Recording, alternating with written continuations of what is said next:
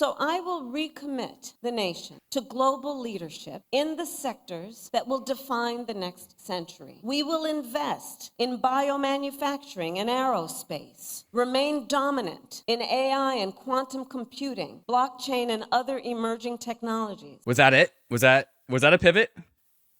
Does that count as a pivot? I don't know, David. I don't know. These are the first words out of Kamala Harris's mouth about, well, blockchain. It's not nothing. It may be barely more than nothing, but it is something. It is something more than nothing. It is certainly something more than nothing. We'll talk about that. I think that's maybe the first thing we want to talk about. But we also have on the weekly roll-up the Beijing Bazooka. David, I want to tell you, this week China might be dropping its biggest economic stimulus since the pandemic. Remember Raoul Paul's banana zone that we were promised? Beijing Bazooka banana zone. It's all bees. We also got Gary getting grilled in front of Congress by both sides of the aisle, and also our favorite Hester Peirce and other SEC commissioners at his side giving a little different kind of responses to some of this grilling. Also, Nic Carter has revealed some of his findings related to ChokePoint 2.0. Turns out ChokePoint 2.0 was even more illegal than we knew about. And also, Eigenlayer, the EIGEN token, finally getting unlocked after first getting released back in April 30th with non-transferability status. Eigenlayer's token is now going to become transferable. And you got to do the highlights of the Solana Breakpoint conference. A lot of things coming out of there. And I want you to tell me about those things, David, as a big Sol Maxi. I know that you are, so I can't wait to hear it. But let's start with the clip that we played at the beginning of this. So Kamala Harris's words. This is, I think, the second thing she's ever said about crypto, blockchain, that sort of thing, because two the times, first was two actually... times in 1 week. Okay. So can you give us the first, and then we'll give the context for the clip. So what is the first thing that she said earlier in the week about crypto? So 2 days earlier, on Tuesday, I believe, Kamala said that she would encourage innovative technologies like AI and digital assets while protecting our consumers and investors as president. And these are comments that she made at a Wall Street fundraiser, reported by a Bloomberg reporter, also releasing her economic plan. 80 pages, digital assets were mentioned once. And so this was on Tuesday. And this kind of made the rounds on crypto Twitter, not because of what Kamala Harris said, but because the Stand With Crypto Twitter account took this statement and gave Kamala Harris a rating of a B as being somewhat pro-crypto. Upgraded from don't know. From nothing, from no statements. So it was the first statement that Kamala Harris has ever said about crypto, and Stand With Crypto gave her a B, as in saying she has made a somewhat supportive statement about crypto, which caused kind of an uproar because Donald Trump is given an A for strongly supports crypto, and this one single statement where Kamala Harris says she would like to encourage innovative technologies like AI and digital assets while protecting our consumers and investors somehow earns her a B. And so crypto Twitter did not accept that. That was like, this doesn't feel right at all.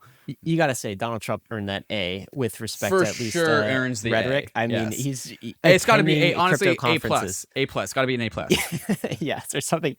This is like, for all of the patting on the back Donald Trump gives to himself. I actually think he can pat himself on the back for his rhetoric and talk and the folks he's surrounding himself and commitment with respect to crypto. But Kamala Harris, a B? A B did not feel right. Okay, so she didn't maintain a B because there was an uproar about this, yes? Right. Yeah, so a bunch of people pushed back. Tommy from Delphi put out a statement saying that this just is not deserved. I put out a statement saying like, hey, like I want Democrats to be pro-crypto just like the next guy, but like, come on, that's not what this is. Just because we have technically a statement that could be interpreted to be pro-crypto does not earn her a B.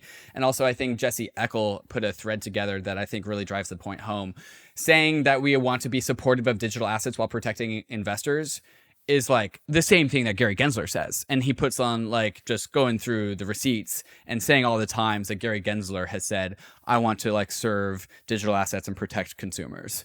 Like, and so like this could be super veiled, super vague, and actually mean something totally negative. Okay, so for all of the folks that have been looking for the Democratic and specific, the Democrat and specifically the Kamala Harris pivot, right? You got Kamala Harris prior to this week hasn't said a thing about crypto. And by the way, she still hasn't used the C word. Hasn't used That's the kind C of a word, mantra yeah. of me. Like for me, is it say crypto? All Yeah. right, Say Bitcoin, like, signal say to crypto, us, say Ethereum. give us that signal. Yeah, Yeah. we need to hear crypto. When you say things like digital assets with consumer protections, we don't know exactly what you're talking about. Regardless, the first time she has weighed in on this at all herself as a candidate was this week, and she did it in 3 ways. The Wall Street fundraiser that you mentioned, where she said she would encourage innovative technologies like AI and digital assets while protecting our consumers and investors. Who knows what that means? Right. And then she also said it in the clip, where in the context of remaining dominant, we have to remain dominant in AI and quantum computing and blockchain, she said. And then it was also in the policy document. There was one phrase, digital assets, in conjunction with AI, in her Democratic platform policy document that she mentioned. First time ever. Three times in 1 week. And I think this is the reason why I think you can be allowed to get excited. That first statement, ambiguous. I'm not really giving any sort of credence to the legitimacy of the first statement on Tuesday. The statement that she gave on Wednesday, which was the one in the clip, to me, that is unequivocally a pro-crypto statement. Remain dominant in blockchain means it's like we have the industry. It is not a lot, Ryan, but on the side of the fence about pro-crypto, neutral, or anti-crypto, it is pro-crypto. That is a pro-crypto statement. It is pro something, maybe. I don't know if it's pro crypto. Again, this use of digital assets and pairing that with consumer protection, it's similar to statements not in the second statement. In the second statement, she just said blockchain, which again, she said blockchain. Not our words, but slightly it was better. Remain dominant in blockchain. That is a pro-industry stance.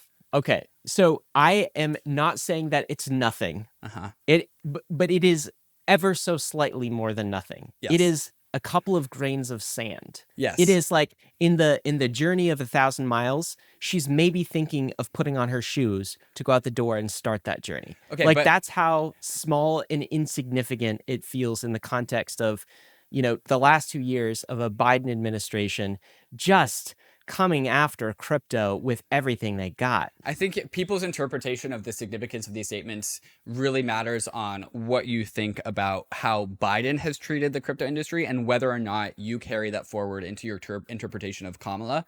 My interpretation of a vice president is that they have no power. They are just along for the ride. We all completely forgot about the existence of Kamala Harris while Biden was president. She was not on the steering wheel. And so, like, whether you want to carry forward Biden's policy and apply them to Kamala's is like your choice. I don't think that's completely intellectually honest to just say Biden is equivalent to Kamala. Like, this is a new slate. If she gets elected, she will have she owes nothing to the Biden administration. So it is a legitimate chance at like an actual reset. And the context, the data points that we have, it's not just these 3 statements that have come out in this last week. It's also Mark Cuban, who, Mark Cuban, very Democrat, wants Kamala to win, very biased. He says, I talked to the Harris team today who told me in no uncertain terms that they are against regulation through litigation. And then he says, see you later, Gensler. You leaving is worth a point growth in GDP. Also, this Axios article has this interesting title, Harris embracing crypto in overture to young men. I think the claim here, claim here, I think, is that the Kamala administration is seeding the media with preparation to fully pivot on if there was going to be a pivot, these, in my opinion, would be the signs. And not just that, Maxine Waters also turning around and trying to get stablecoin legislation. All of this is happening at once. And to me, this is positive signaling that the Democrats are now finally caving to the power of the crypto industry and need to do something, need to answer to something. Okay, so I will say it's gone beyond, like, they're a little bit farther than they're not trying at all. And now they're at the stage where they're like barely trying. I do think that a lot of Democrats in Congress have actually pivoted. The Maxine Waters Yes. statement, we even heard her yesterday, or earlier this week, she was talking in the congressional hearing, hey, I want to do a stablecoin bill, right? We got some deal making to do. Let's get a stablecoin bill done. I think that is starting to thaw. I also totally know that the Harris campaign has seen the polls and they need young male voters. And many of these young male voters are disproportionately crypto advocates, right? You know, that 20 to 40 age demographic of males that she just doesn't have. So I can totally understand why she's like edging into it. But when you start using the P word and pivot, like that is a bridge too far to like maybe this is pre-pivot. It is a technical pivot, as in like the Democratic Party has been hammering crypto. Them doing nothing is a huge change of direction already. Them like going from hammering crypto to doing nothing is a change of direction. Doing the most marginally positive statements is so incredibly different from what is currently happening, which is we are being smothered by them. But in order to earn the P word, I think it's kind of like Stand With Crypto, where you got to earn your B if you're supportive of crypto. I do not think that Kamala deserves a B right now. Okay, but I don't think she deserves a pivot at all, because in order to, like, she said she wanted to remain dominant on blockchain. In order to do that, what you need to do, fire Gary Gensler, stop Operation ChokePoint, unwind SAB 121, fix FIT, sign that, rescind the SEC Wells notices to 6 of our US-based crypto company, support stablecoin legislation, rein in this anti-IRS DeFi rulemaking that's happening right now, draft pro-crypto DNC policy, and stop sanctioning smart contracts like Tornado Cash. Do you think she is prepared to take any of those actions? Because that's what it requires to remain dominant in blockchain, as she said. I'm mostly focused on the change in trajectory, where first we had nothing. Now we've had 3 things out of the Kamala like campaign in the last week. And then you also get this Maxine Waters pivot-ish. And the change in trajectory is kind of like what I'm focused on. We definitely need more. Like it can't just like stop here, but like, come on, like that's 4 data points, all in a very short amount of time. That is something. I do think that the Mark Cuban, by the way, there was another clip. I don't know if you saw him on CNBC, but he was like, I want the Gary Gensler's job. I want to be the SEC chair. I don't know if you saw that.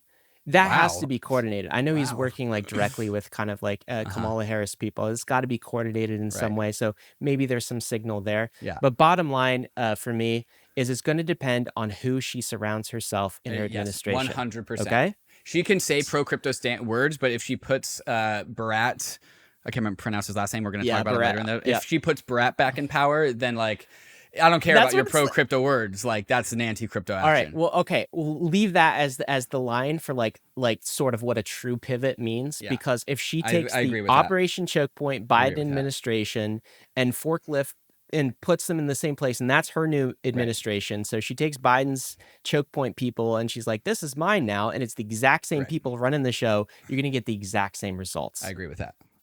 Getting into the markets this week, which are very, very green. And if you were using the products that we talked about last week from our friends and sponsors over at Index Co-op, they are even more green for you, sir. Index Co-op is producing these leveraged ETH tokens, this 2x ETH. So the 1.73% that ETH is up in the last 24 hours, it's up more on the week. You would have gotten 3% using the Index Co-op ETH 2x token. This is a leverage token that just uses Aave and Uniswap in the background. It makes a leverage position in Aave, and you can buy that as basically a tokenized position. And so you can get some leverage ETH because, you know, we're feeling bottomy. Prices don't feel exuberant. Prices feel low. This is my take. This is not anyone else's take. You shouldn't follow my take, but that's kind of how I feel. And so since this is a leverage Aave position, the fees are lower generally than when you are using perps, but not always. And this is for non-U.S. citizens. We should emphasize because of the because of the Democrats. Thank you. Because we are still in very much a pre-pivot scenario with the administration that's in place right now. So Americans cannot use this tool, unfortunately. David, tell me about the markets this week. Bitcoin. Starting the week, 63,700 was where we started, up 3.5%, a solid 3.5% to 65,300. That's right. Good week. ETH price starting the week, 2,480, up. Ryan, are you ready? I'm ready. 8.2%. Well done, I've been ready for Ether. this. Well done, Ether. I've been ready for months. Okay. We got 1 week. 8%. 1 week of really good gains out of Ether, currently clocking in at $2,650 US. You think we get to 3K in October? It's coming up. I think 3K could come real fast. I think we could honestly see 3K by this weekend. That's like totally within the cards. Do you know what? Especially, David, if we see these flows. You see the ETH ETF flows the last 2 days prior to recording this? Okay, so I was actually paying attention to this. There's some really interesting shenanigans going on. And I mean, we already kind of know that this is happening, but there's some parallels with both the Bitcoin and the Ether flows. On September the 23rd, we had net outflows of $79 million, which was basically all coming out of Grayscale. Bad day. Yep. The next day, we had $62 million of inflows into IBIT, into BlackRock. And if you flip over to the Bitcoin ETFs, you see something very similar. You saw $40 million out of Grayscale on the 23rd, and then $99 million into BlackRock on the 24th. This is like one dude, one institution, one organization. Whales moving their money. Whales moving, just like yoinking it out of BlackRock, yoinking it out of Grayscale, paying their taxes. That's why there's a little bit less there, because you don't think they're just bearish. You don't think they sold? They paid taxes. That's what we'll say. I think they paid taxes for selling, and then they put it back into BlackRock. And so the last 2 days of the Bitcoin ETFs plus 136 million, plus 105 million, and then with the Ether ETFs plus 62 million, followed by plus 43 million. I think two of the biggest days of inflows into the Ether ETFs. Ether ETFs still have a lot of catch up to do, coming in negative 581 million, even after the $100 million of inflows over the last 2 days. But man, some real big days, real big days. Do you think this will help, David? So more news this week. This is a pretty big deal. The SEC approved options for BlackRock spot Bitcoin ETF. The first time ever. Cool. Has never happened. Never had SEC approval of options for a Bitcoin ETF. So what is this? Why is it significant? This is the first ever actual physical delivery of an options product for TradFi. I think we already had options on CME, but I don't know how popular those are, at least in comparison to just like whatever BlackRock is going to be able to service you in like the normal places that you get options. It's physically settled, which is the big differentiator. You get from the real CME Bitcoins products. from your options trading. And so this will all happen on regulated U.S. exchanges, and this will also just produce net demand for IBIT, for BlackRock. And so this is part of when we said like, oh, these ETFs are going to go live, and then they're going to like age like wine. Yeah. This is another just module. This is why the ETFs are the money Legos for TradFi. We just are clombing on the options money Lego onto the ETF money Lego, and now all of the demand for options, which is way larger than spot, by the way. At least in volume terms, right? Like derivatives are like 10 to 20x the size of underlying market caps in a lot of different of these types of assets, right? Yeah, I don't know what that means for like TVL or in Boomer speak AUM. But still, it's more. And so one thing we know that it means is when you have devices like this, you have a lot more liquidity, right? Mm-hmm. So large institutions now feel much more comfortable buying in size, which is sort of what large institutions like to do, because they could buy in size and they can also exit in size at any time, so they're not kind of hemmed in. So it's a pretty big deal. Keeping an eye on the ETH Bitcoin ratio these days, 0.040 is where it's at. So keeping it head above 0.04, which is also still very goddamn low. Was this the bottom? Did we see it last week? Honestly, that looks like a fair bottom to me. I don't know, man.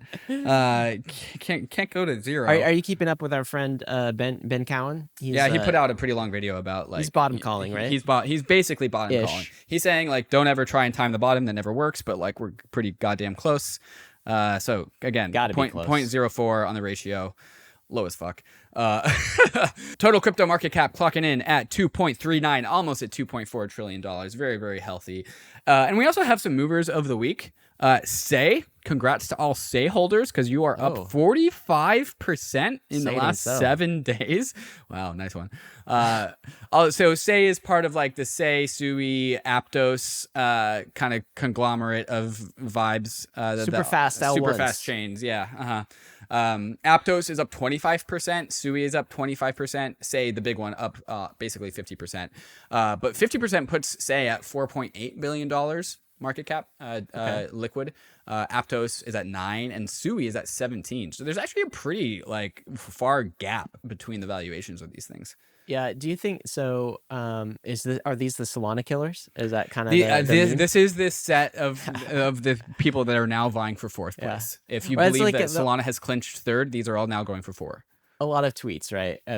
Basically, like, okay, for everyone who missed the Solana trade, the Sol trade, what do you do next? And people are saying, at least this week it was Say. That's the week to be in. Right. And then once one of these 3 projects clinches fourth, then it's like, all right, who's going to be the Say killer? And then that person is going to clinch it, and then like, all right, who's going to be the Say killer? And then we've been doing this for so long. Euthanasia roller coaster. Around we go. I can't wait. That's what the bull market's all about. It's bullish though. You start to see these alts going crazy. Something else that's bullish. Vitalik was bullish on this. He said, "This is amazing to see.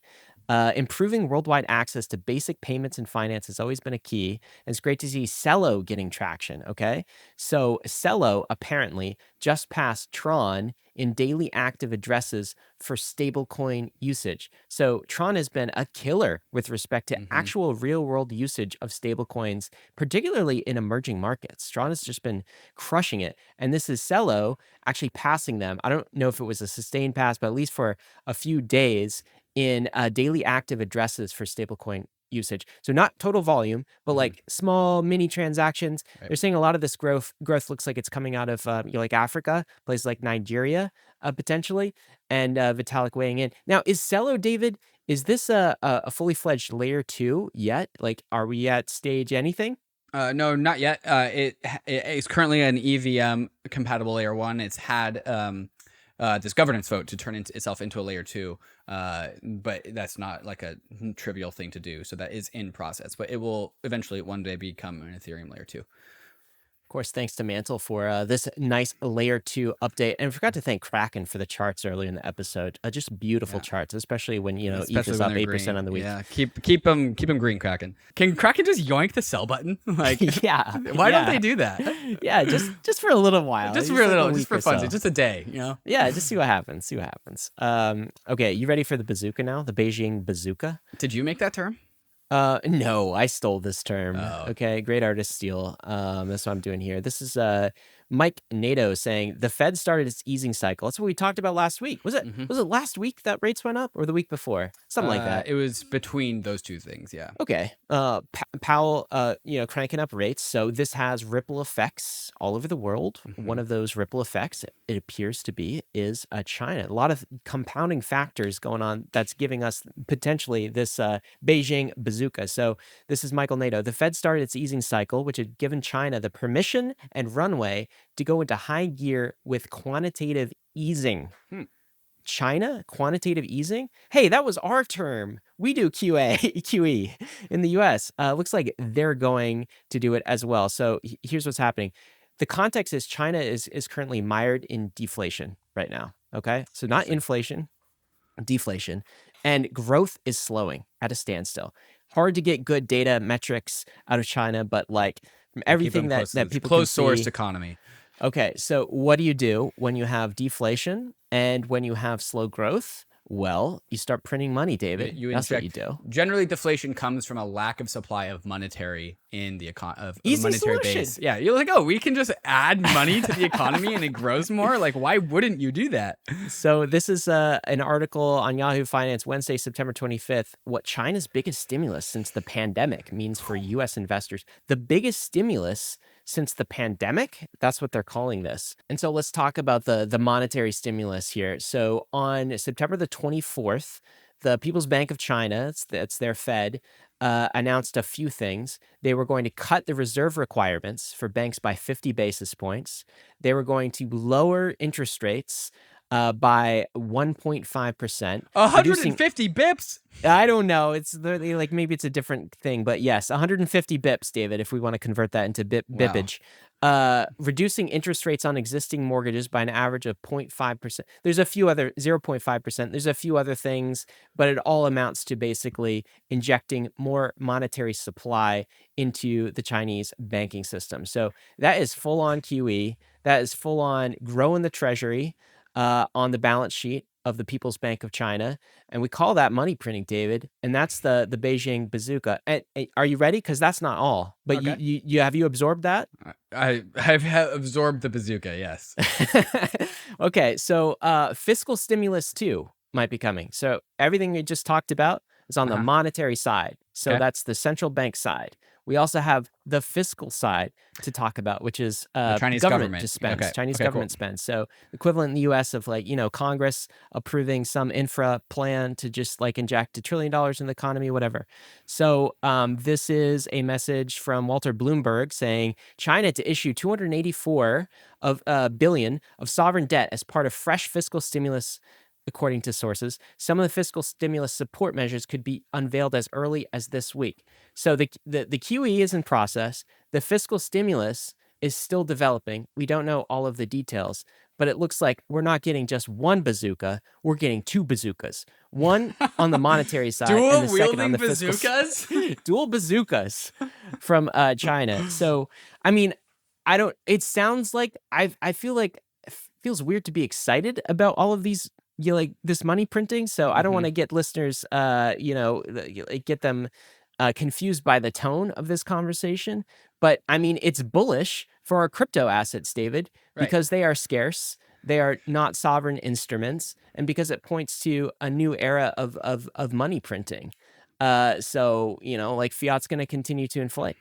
This has been Mike Ippolito's takes about like why the L1 trade will always be a thing. It's because L1s are always like commodity monies, and even your most highly inflating layer 1 asset is inflating much less than your respective fiat currency. And when the second biggest economy on the world is just doing quantitative easing, easy money, inflation, lowering interest rates. Like, this is just good for crypto across the board. This is what our industry is supposed to protect against. Is it really this easy? Like, we just have to hold until they print money? You know what? It's right on track with Raoul Paul's Banana Zone conversation, right? Which is like, money printing, money supply, global liquidity is now on the uptrend. And now we're seeing China, throw their hat in the ring. And so other economies may follow. Maybe this positions us perfectly for October and a strong crypto Q4. Wait, oh yeah, I thought September was supposed to be the worst month in crypto, and then October was the best month in crypto. September wasn't that bad. It wasn't that bad, but maybe this was the worst month. Maybe this was the worst month. Next months will be glorious. Maybe it'll be the banana zone. What do we got next? Coming up next, the SEC, the entire SEC, all 5 commissioners and the chair, Gensler, appeared at Congress. It was pretty good. I was thoroughly entertained. Yeah. Hester getting a voice was awesome. Richie Torres just hit it out of the park. We're going to play some clips so you can catch up on all that. And also some jail updates. Caroline Ellison going to jail. We got the number. She has to forfeit a bunch of money. So all of this and more. But first, we'll talk about some of these fantastic sponsors that make the show possible, especially Kraken, our preferred crypto exchange in 2024. If you do not have an account with Kraken, consider clicking the links in the show notes and getting started with Kraken today. If you want a crypto trading experience backed by world-class security and award-winning support teams, then head over to Kraken, one of the longest standing and most secure crypto platforms in the world. Kraken is on a journey to build a more accessible, inclusive, and fair financial system, making it simple and secure for everyone, everywhere, to trade crypto. Kraken's intuitive trading tools are designed to grow with you, empowering you to make your first or your 100th trade in just a few clicks. And there's an award-winning client support team available 24/7 to help you along the way, along with a whole range of educational guides, articles, and videos. With products and features like Kraken Pro and Kraken NFT Marketplace and a seamless app to bring it all together, it's really the perfect place to get your complete crypto experience. So check out the simple, secure, and powerful way for everyone to trade crypto, whether you're a complete beginner or a seasoned pro. Go to kraken.com/Bankless to see what crypto can be. Not investment advice. Crypto trading involves risk of loss.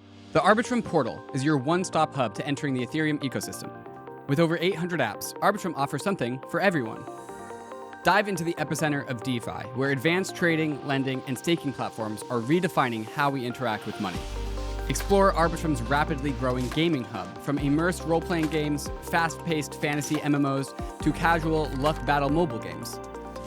Move assets effortlessly between chains and access the ecosystem with ease via Arbitrum's expansive network of bridges and on-ramps. Step into Arbitrum's flourishing NFT and creator space, where artists, collectors, and social converge, and support your favorite streamers all on-chain. Find new and trending apps and learn how to earn rewards across the Arbitrum ecosystem with limited time campaigns from your favorite projects. Empower your future with Arbitrum. Visit portal.arbitrum.io to find out what's next on your Web3 journey.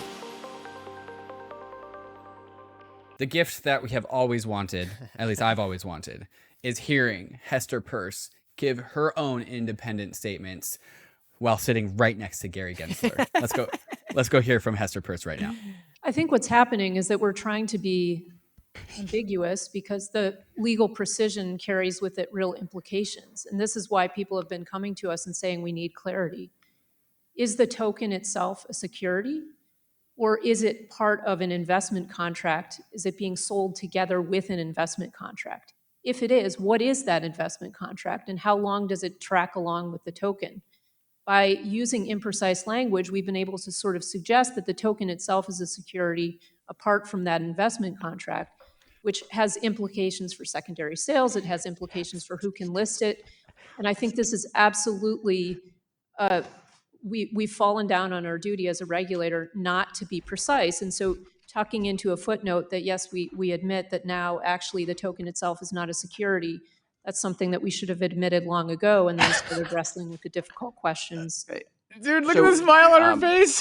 Give her a mic to drop. Absolute boss. She just destroyed it. The words that we have always wanted. Yeah, she is 2 seats down from Gary Gensler as she's saying this, right? Like he's like they're separated, I think, by 2 other commissioners, basically, and Gary's the side, and right in front of Congress, just like, yeah, we're doing a terrible job. Yeah, we're fucking up. Sorry. And by the way, she kept going on. Like this was one of many fantastic clips of Hester Peirce. And she kept just being like telling it like it is. Like we're falling on our duty. It's the chairman's fault, by the way. They kept asking, is it Chairman Gensler? It's like the existing leadership that's bringing you down this path. And she was like, yeah, that's what's happening. I loved it. Oh, and by the way, Bankless listener, that was David and I live streaming this. That's why you heard us kind of laughing in the background. So we were watching this whole circus live, right? It was fantastic. And then I think our second favorite part, or maybe our actual most favorite part, was Richie Torres. After his first home run against Gary Gensler, talking about the tokenized Pokemon card, is that a security? I think he went back and did some training, did some imaginary sparring against Gary Gensler, and came back even more prepared to ask the following question, which you're going to hear right now. See, here's the danger I see with the Gensler theory of investment contracts. It's actually the Supreme Court's theory. Well, your idiosyncratic interpretation of the Supreme Court's theory. The expectation or promise that an object could appreciate in value or that an object could be sold at a profit in the secondary market, that expectation or profit could be retrospectively attributed to just about any collectible or any consumer good or any piece of art or any piece of music. The trouble with the Gensler theory of investment contracts is that it's so open-ended that it lacks anything resembling a limiting principle. It blurs the line between collectible and security, between art and security. Ms. Crenshaw, does requiring artists and musicians to register art and music with the Securities and Exchange Commission raise a First Amendment concern? I'm not a First Amendment expert, but I think the only thing that have to be registered with the Securities and Exchange Commission are securities. And so that's what I would look to determine whether they have to register. Dumb answer. Now, in the Stoner Cats case, the SEC not only prohibited the creators from selling NFTs, the SEC ordered the creators to destroy the NFTs. Did they really? Destruction of artistic expression by government fiat raise a First Amendment concern? Again, You're not a First Amendment expert? I'm not a First Amendment expert. Do you need to be, do you think artistic expression is protected under the First Amendment? Do you need to be a First Amendment expert to answer that question? I think the ins and outs of First Amendment law are actually very nuanced, so I would not want to opine. Do you on think the SEC has an obligation under the First Amendment to take care not to have a chilling effect on artistic expression on the blockchain?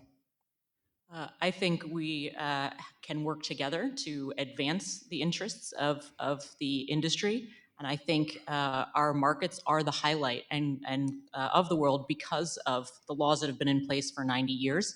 You're not answering my question. In a September 12th court filing, the SEC had to apologize for using a term it invented out of thin air, digital asset security. The fictional term digital asset security perpetuates the false narrative that digital assets in themselves are securities. In the Howey case, as you know, Mr. Gensler, the Supreme Court never held that orange groves in themselves were securities. The Supreme Court held that orange groves can be part of investment contracts, which are securities. That's such a good point. The same logic applies to digital assets. In my view, using the term digital asset securities is as intellectually dishonest as using the term orange grove securities. Mr. Gensler, would you ever use the term orange grove securities? I don't believe I have. Or would, right? Because it gives the impression that orange groves in themselves are securities, and that would be misleading. Damn. I see my time has expired. Whoa, God, that was good. Oh no! I love that we are watching our own reaction video. Something Inception about this. There's something self-referential. But I believe in all of my reactions that I did. But I wanted live. to do them again. Re-emphasize it. That was great. That was so good. That's Orange honestly, Grove Securities. Yeah. I mean, that's kind of the summary. That's what we were there for. You saw Richie Torres actually asking Caroline Crenshaw these questions, who's another commissioner. Right. Who's pretty much towing the Gary Gensler line around all of this. So anything Gary supports, she's like, yep, me too. And it was so good to see someone else in the hot seat. Did not have a reply on whether NFTs are artistic expressions or how in the world a JPEG or a Yankees ticket could be a security in any form. And then just taking them to task for inventing terms like crypto asset securities don't even exist.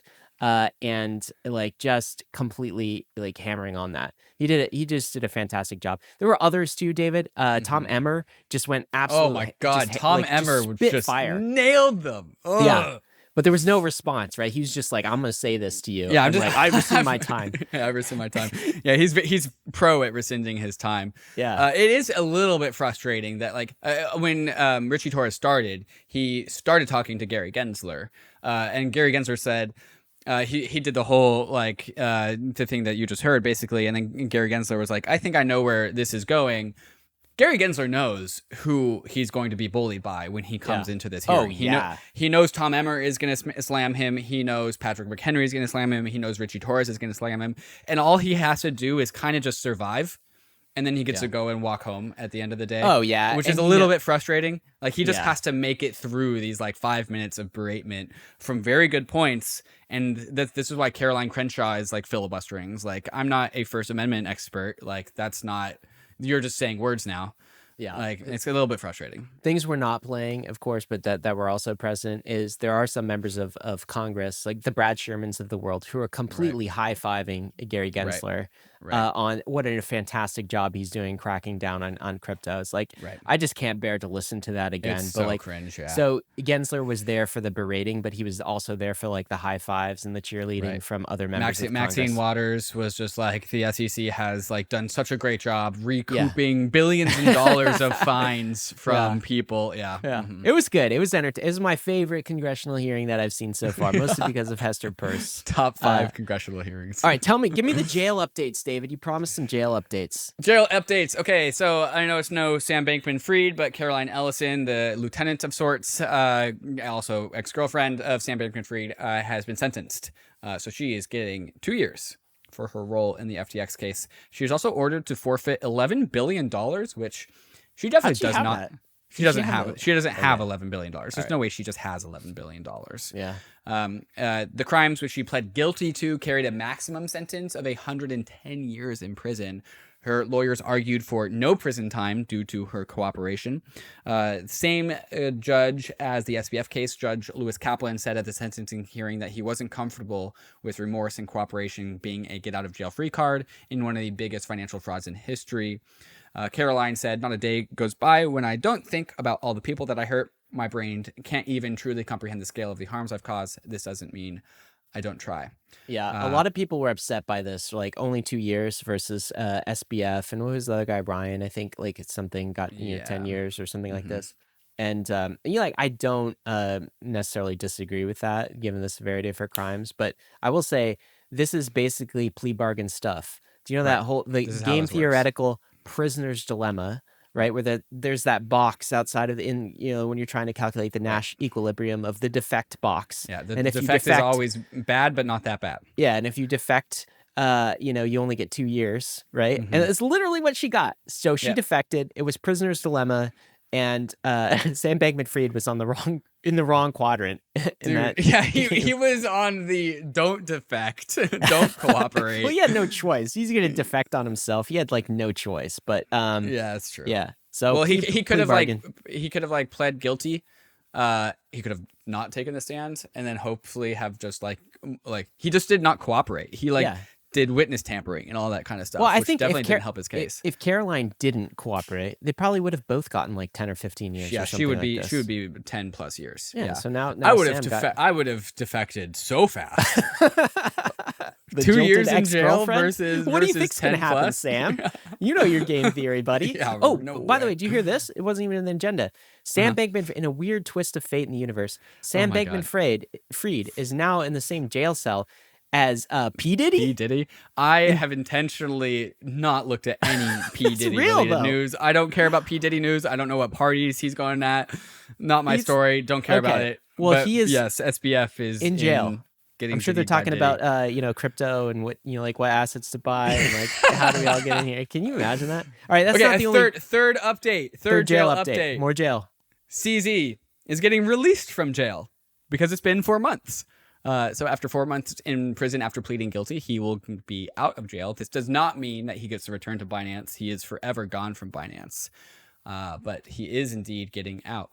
I hope he continues up with that education startup. I was really excited about that. I would love to talk to him. CZ, can he get podcasts? As someone on CZ's team, we'd love to have your crypto exit interview. So come on, Bankless, let's talk about it. How was jail? Yeah, different jail experience. No P. Diddy over there. No. Coming up next, Nic Carter says the feds murdered. It wasn't suicide. Some banks as part of ChokePoint 2.0. David, you're going to have to give me the details on that one. And the Solana Breakpoints announcements. What were the most interesting ones? We'll get to all that. But before we do, we want to thank the Layer 2 that made this episode possible. That is our friends over at MANTLE. They have yield-bearing ETH tokens. Go check it out. New projects are coming online to the MANTLE Layer 2 every single week. Why is this happening? Maybe it's because MANTLE has been on the frontier of Layer 2 design architecture since it first started building MANTLE DA, powered by technology from EIGEN DA. Maybe it's because users are coming onto the MANTLE Layer 2 to capture some of the highest yields available in DeFi, and to automatically receive the points and tokens being accrued by the $3 billion MANTLE treasury in the MANTLE reward station. Maybe it's because the MANTLE team is one of the most helpful teams to build with, giving you grants, liquidity support, and venture partners to help bootstrap your MANTLE application. Maybe it's all of these reasons all put together. So if you're a dev and you want to build on one of the best foundations in crypto, or you're a user looking to claim some ownership on MANTLE's DeFi apps, click the link in the show notes to getting started with MANTLE. The UNISWAP wallet is officially the preferred wallet of Bankless, and it's the one we use anytime when we want to transact on-chain. Whether you're on your browser or on the go, UNISWAP wallet makes it easier than ever to swap anytime, anywhere. Use your wallet to transfer funds directly from a top centralized exchange and tap in thousands of tokens across Ethereum and over 10 other chains like Base, Arbitrum, and Optimism. Uniswap Wallet delivers deep liquidity, fast execution, and reliable quotes with zero gas swaps through Uniswap X. And when it comes to security, you can rest easy knowing it's backed by Uniswap Labs, one of the most trusted teams in DeFi. Their code is open source and independently reviewed, so you know it's protected. So why wait? Download the Uniswap Wallet today on Chrome, iOS, and Android, and don't forget to claim your free uni.eth username directly in the mobile wallet. Start swapping smarter with Uniswap. Launching a token? Don't let complex legal and tax issues slow you down. TOKU provides specialized support to optimize your launch and ensure that you as a founder and your team and your investors get the most tax-efficient outcomes. The TOKU team understands the crypto space inside and out and will ensure your token launch is fully compliant while maximizing tax efficiency. TOKU can connect you with the best attorneys if you need them to make sure that you have the best advice, and TOKU can help to optimize your taxes so you pay the least possible amount of taxes while still maintaining legal compliance. With TOKU's guidance, you can concentrate on building your company while TOKU handles the logistics. Token launches don't have to be complicated. Talk to TOKU today to get a free initial token valuation. Ryan, we need to go back down into history, into memory lane, back into March of 2023 to the Silicon Valley banking crisis that also took down Silvergate and Signature banks. The focus of this story is going to be Silvergate, but I think the other banks that also shuttered during that time are also highly relevant here. What do you remember about March of 2023? What do you remember about that story? So there was a bank crisis, right? Of course, of sorts, and a lot of people, like the narrative was basically that it was the Silicon Valley bros and also the crypto bros, maybe disproportionately the crypto industry that was doing risky, nefarious things. You know, go look at Sam Bankman-Fried and FTX. They're doing more of that only in our banking system. That's what Silvergate is doing. Signature Bank is doing. They're doing all of these risky loans. And so withdraw your funds. There's a run on the bank. There, a fraud going on. Elizabeth Warren was saying things at the time about these nefarious banks and how people should withdraw funds from them.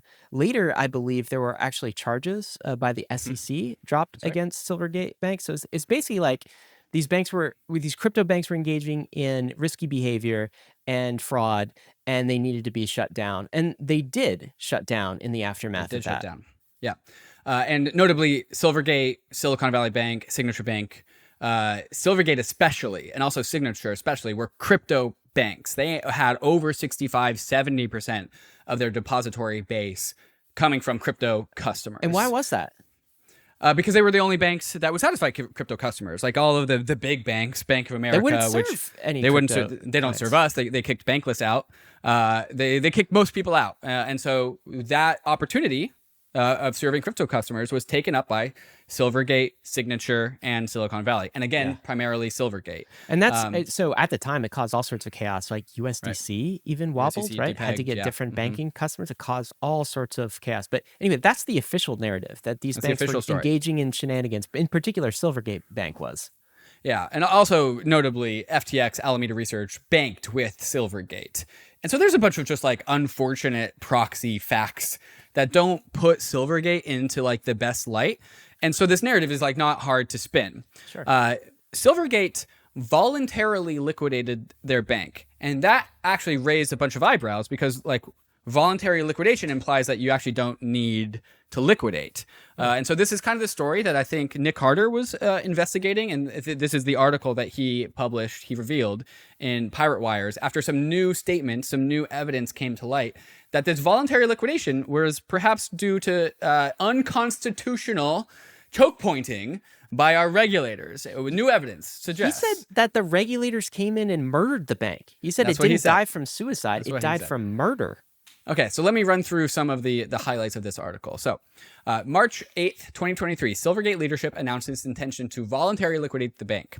An unusual move. Normally failed or failing banks are sent into receivership, then sold off to larger, sounder banks. But given the risk of criminal liability from the FTX fiasco hanging over the banks, maybe it just made sense to shut down completely. That was the thought at the time. Sources are saying that a newly imposed 15% crypto deposit limit rendered Silvergate's core business model unviable, contributing significantly to its demise. That's one of the new things that is being unearthed, that the regulators came in, all of them, FDIC, the SEC, the Federal Reserve, saying, hey, unofficially, if you guys have more than 15% of your deposit base coming from crypto customers, you can't. You got to stop. You got to get it down below 15%.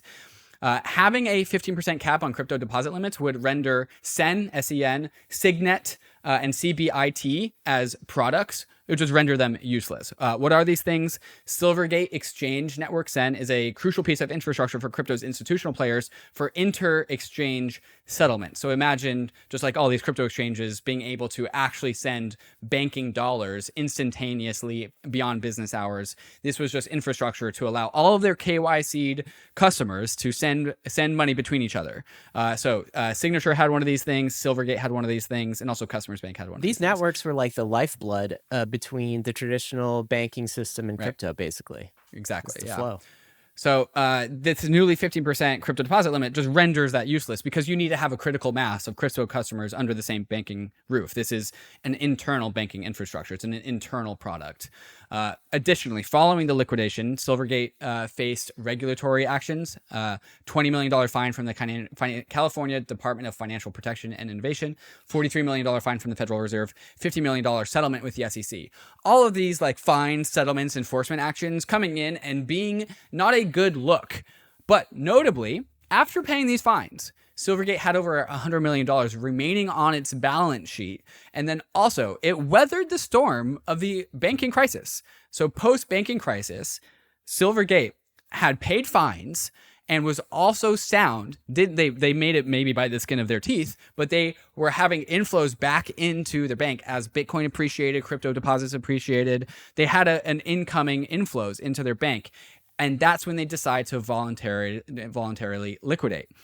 Critics argue that these regulatory actions and fines were attempts to establish a public narrative of mismanagement rather than acknowledging the impact of the behind-the-scenes regulatory pressures.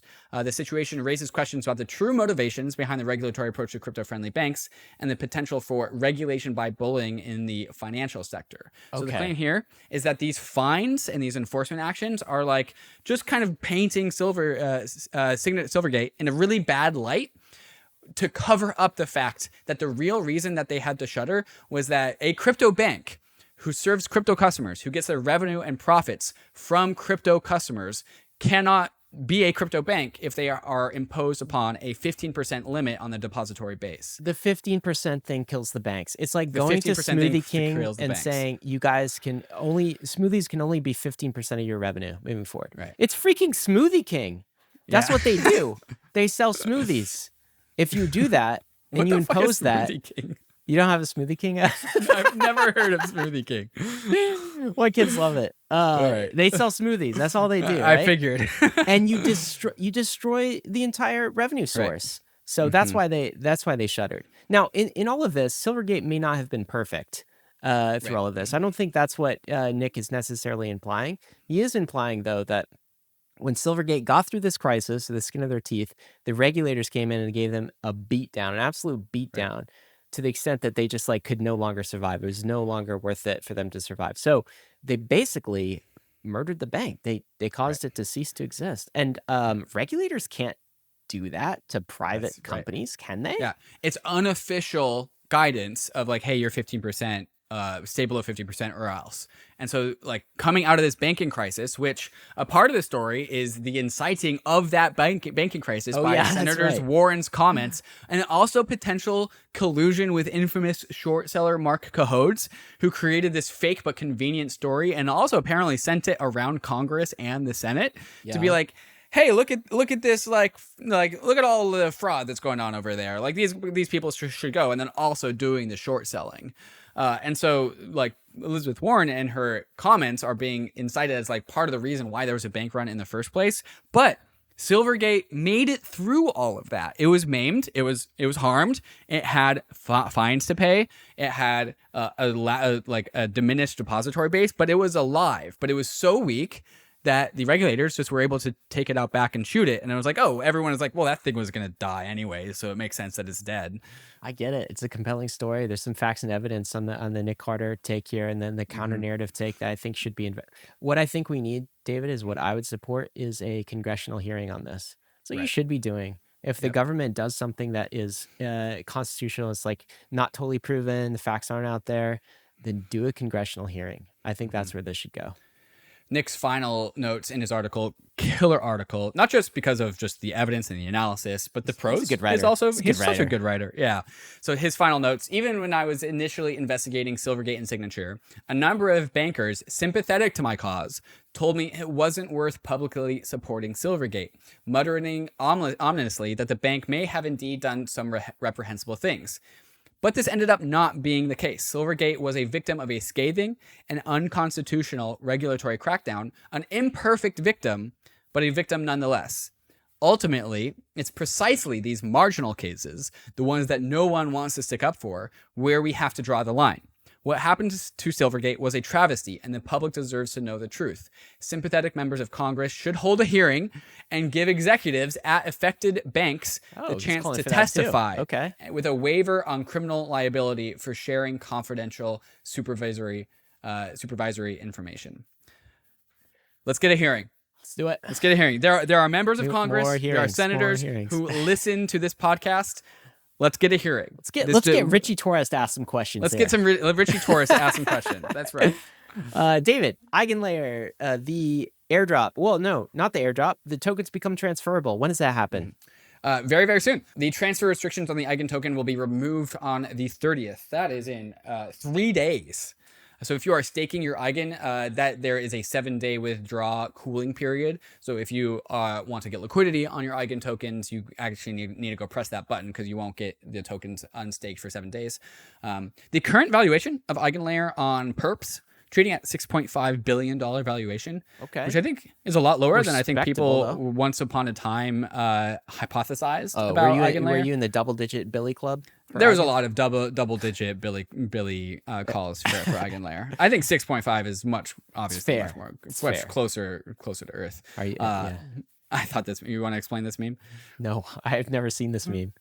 This is Jimmy Rag, JRag on Twitter has like become one of my favorite Ethereum. It's not just memes; it's just like really good takes. But he's got this Jesus take the wheel meme, but it's not Jesus, it's Sriram. And he says, because of the 7-day withdrawal period, I'm strapped in on the roller coaster for the first few days of Eigen trading. Sriram, take the wheel. Yeah. And then the quote is like, I'm not riding Eigen to zero Sriram. And then Sriram is saying, haha, do it. It'll be fun, lol.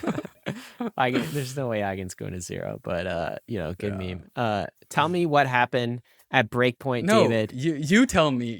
Tell me what happened. You want me to tell you? Yeah, okay. I want you to tell me. You're right, because you are the sole bull, so it'd be more neutral coming from me, right? It's like I'm gonna temper it. Am I the Bitcoin bull or the soul bull? I don't know. Why do I get the non-ETH bull labels?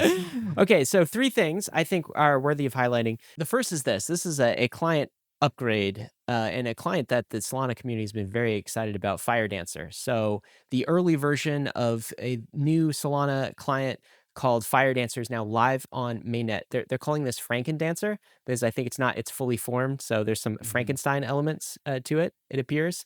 So this is going to be an incredibly fast Solana client and really crank up. This is the merge for Solana. Yeah, it's a big deal for like if you're from Tribe ETH and the Ethereum merge was a big deal. This is a thing that the Solana community has been excited about for a very long time because it's fulfilling the social contract, which just like you just max up transactions per second on Solana.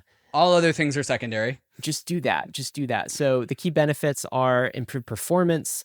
The idea and testnet results achieve 1 million transactions per second in synthetic tests on the 100 nodes. That's what they showed. So FireDancer. Synthetic tests. I love that. FireDancer now running on testnet. They don't know when it's going to hit the main net, so the Solana community hopes next year. I think this will be pretty competitive with some of the other really fast layer ones, like Monad, for instance, that are going to be coming online, and also the layer 2 community, like Mega ETH, etc. Sui and Say are also doing this. Gigagas movement, yeah. All right, why don't you take the second? So that was the first. What's the second? Solana Mobile has introduced Seeker, a new version of the phone, a new phone. So lighter, more affordable, better camera and battery, of course. But does it come with airdrops? That's what I want to know. Yeah, because that was the whole reason by buying the first one, right? It was a great investment for people who bought the original. Yeah. Okay, so there's a Seed Vault wallet. So I'm assuming there's some like relationship between the security of the hardware and the seed phrase that comes out of the phone. Just optimizing for security. That's pretty cool. Some other things, DApp store improvement, ZK compression on the phone somehow, and then integrated DPIN apps like Helium Mobile, so you can get free 4 months of internet from Helium. And then also, lastly, Franklin Templeton plans to launch a mutual fund on Solana. Cool. It could be anything. I actually don't know. I haven't looked into the details. Could be like bonds, equities, your mutual funds. So that's TradFi coming to Solana. Overall, I would say Breakpoints sounded fantastic. There's a lot of buzz coming from there. Aside from the actual specific announcements, I think just the big news is just like apparently there's just a fuck ton of people there. It was alive and well, and they timed the announcements. They had TradFi there. The PayPal representation talking about PayPal stablecoin. So well executed conference. And I think the Solana community came back incredibly excited about the future there. A quick follow up on the Pavel Durov story that we started. I guess that was weeks ago now at this point, where Pavel Durov, the founder of Telegram, was arrested by authorities in France. And we went through those charges there. But the update this week is Telegram has said it will hand over users' IP addresses and phone numbers to authorities who have search warrants or other valid legal requests. Pavel Durov said this: to further deter criminals from abusing Telegram search, we have updated our terms and privacy policy. We've made it clear that the IP address and phone numbers who violate our rules can be disclosed to relevant authorities in response to valid legal requests. So basically, he wasn't cooperating as much as authorities wanted him in terms of revealing IP addresses and phone numbers. So Pavel Durov and Telegram, rather than being arrested, rather than being banned from various nation states, he's just going to hand over the data to the authorities. This is kind of the conclusion I expected, to be honest. If they are centralized, if they do collect this data, and the authorities say, "Give us this data, or else we'll throw you in jail." If you're a large tech company, you will give them the data because you don't want to go to jail. So kind of an expected outcome here from my perspective. Yeah, if it can be regulated, it will be regulated. Kind of re-emphasizes the point of a signal, I think, in this day and age. All right, moving on to two raises of the week. Celestia raised $100 million in a new round led by Bain Crypto Capital, along with 1KX Robot Ventures and Placeholder. And so this was a token sale from the foundation at some discount, I think some undisclosed discount for the actual current liquidity of the token, because the idea here is if they just sell it on the open market, then they'll suppress the price, and Celestia is just not sufficiently liquid. So selling $100 million of Celestia token to all of these crypto venture firms at some sort of discount. I gotta say, I think Celestia is a pretty interesting project, like overall, and they're kind of like executing something similar to the Ethereum roadmap. Which is like, I saw a tweet this week on this news that was just basically like, Solana actually isn't Ethereum's #1 competitor. It's not even close. Celestia actually is. Yeah, I tweeted that same tweet out forever ago. Celestia is the only other layer 1 blockchain that is explicitly on the rollup centric roadmap. Yeah, it's a module chain thesis, and they're going all in on data availability, which is basically Ethereum strategy right now. So that's going to be something we'll have to see how that all that plays out. There's another raise on the week that was pretty exciting. Infinix. So this is Kane Warwick. Are you sure you want to talk about Kane Warwick's project when you are like days from getting into a literal physical like punching match altercation with the founder of this app? Choose your words carefully, my friend. They just raised $64 million. Why is this interesting? So this is call it an ICO. They're calling it a patron sale because you are buying these NFTs. There's actually no like explicit connection to these NFTs and like ownership of Infinix. I think it's kind of just like a big. Should Gary Gensler cover his ears right now? Like, are we saying? Yeah, Gary Gensler, don't listen to this. Okay. Fuck off. Okay. But yeah, so the patron sale has been opened up to people who have been like users of Infinix, some of the yield farmers of Infinix. There's been things to do on Infinix, and so there's also been kind of a whitelist. It hasn't been completely open to the public, but if you wanted to get in, if you were motivated to get in, there were ways to get in. You could play this one game on the website. That's the sale, but what is this? What is Infinix? So Infinix is basically trying to go after basically, Coinbase, Kraken, Binance, all the centralized exchanges that also run their own infrastructure. But Infinix instead just uses DeFi in the back end. So it's taking, the claim here is that DeFi is feature complete ready. with centralized exchanges, except it's just fragmented and it's got a shitty UX. So Infinex is this thin, centralized front end that you can use to do all of the things that you're familiar with on Coinbase, Kraken, Binance, but it just uses the best offerings that DeFi has in the back end, and it takes care of that gap. So it's not chainy. Like, you're not approving transactions. You're not, using a wallet. When you sign in, you don't use a wallet. You use a passkey. So I use my password manager to manage that. It's pretty cool, right? It's pretty very cool. It's very cool. Yeah. So, and we should do a disclosure too. Bankless Ventures is going to be an investor in this, so we're bullish on this. But we are bearish. Kane Warwick's potential in the David Hoffman versus Kane Warwick fight. Bearish but bullish this. It's really good that there's this very competent man named Igor who is leading this Infinex thing, because when I destroy Kane, there won't be a Kane left over to lead this Infinex project. All right. Well, I gotta go check on Polymarket. So what are the Polymarket ads between the David Hoffman Kane Warwick fight? We are looking at the markets, David. It's they're giving you a 35% underpriced. Okay, this is what I'm reading this right. Hoffman wins at a 35% chance. So Kane wins at a 65% chance. Yeah, that's how math works. That's underpriced. Buy. You should buy that. I was actually lower, so there's opportunity to buy. Yeah, it got down to 23%, which is just stupid. Give us the case. Why should we be net buyers of these odds here? Oh, well, I typed in a full analysis because the Bankless employee is like, how do you think about your odds here? Do you want me to give you the full analysis of this whole thing? All right, so give me the full download. I made my decision in my heart, David. Let me just say that. Okay, I know who's going to win in my heart. You already have a fuck ton of Hoffman exposure, but I have not invested in this market yet. So give me the bull case for Hoffman win here. Oh, I'm giving you my fair calculus. I'm not giving you the bull case. Yeah. I'm giving you my fair calculus. You can do with the analysis that you see fit. Okay. So Facts. Kane Warwick has allegedly not had any fighting experience. True. And so he's coming from the same blank slate that I came from when I started training versus Nic back in March or April. And so I've got 2 months of pretty hardcore 5 to 6 days a week of training during my lead up to my fight with Nic. And so that was sparring twice a week and coach time twice a week. And then also a boxing coach twice a week. I didn't tell Nic how fucking serious I was taking that, because I kept that under the radar. Right before, when I broke my rib, I was doing a mock fight of 6 rounds of 3 minutes with the two very competitive fighters who were my size at the gym. Yeah. They were definitely kind of going easy on me, because if it was a true fight, I'm sure they were probably going at 80-85%, and I was going at 90-95%. 6 rounds of 3 minutes, whereas my fight with Kane is 2 rounds of 2 minutes, which with an optional third tiebreaker round of 1 minute. So already the gas tank is way bigger than that, and that's also when I broke my rib, when I was doing that. Kane has had 2 months to prepare.